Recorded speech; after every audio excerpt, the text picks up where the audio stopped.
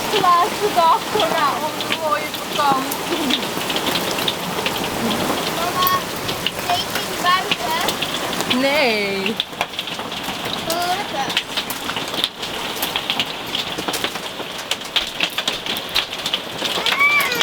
Ja, meid.